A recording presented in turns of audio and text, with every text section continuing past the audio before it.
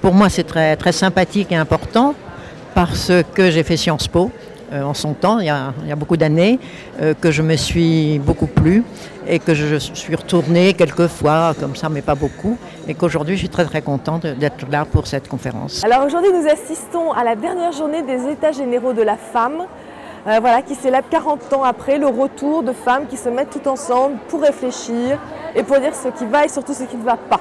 Oui, on est là pour faire une journée de clôture de ces États généraux, présenter un livre blanc qu'on a remis ce matin à François Fillon, le Premier ministre, qui propose 24 mesures concrètes pour améliorer la vie des femmes et celle des hommes.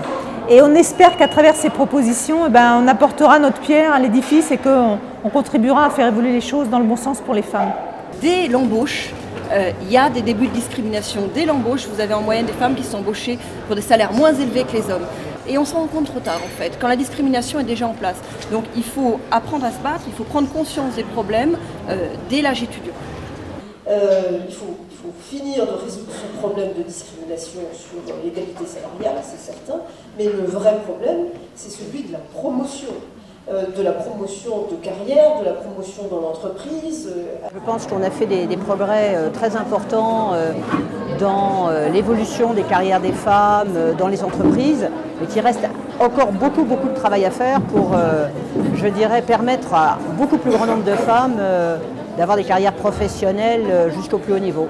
En tant que président de la HAL, ce que je peux dire, c'est que le nombre de discriminations liées au genre, en fait liées à l'appartenance au sexe, est 10%. Aujourd'hui, ce sera bientôt, à la fin de l'année, le deuxième cas de saisine de la HAL en matière de discrimination. Je pense que la parité, c'est bon pour l'économie. C'est bon pour le tissu social et c'est très bon pour l'économie. Ce qui coûte cher, c'est qu'il n'y ait pas assez de femmes sur les postes à responsabilité, que ce soit les postes politiques ou que ce soit les postes économiques. C'est ça qui coûte cher à la France. Il reste encore beaucoup de choses à faire, mais ce qui est encourageant, c'est de voir que les femmes se mobilisent et cette solidarité entre les femmes fera que demain, l'égalité sera une réalité.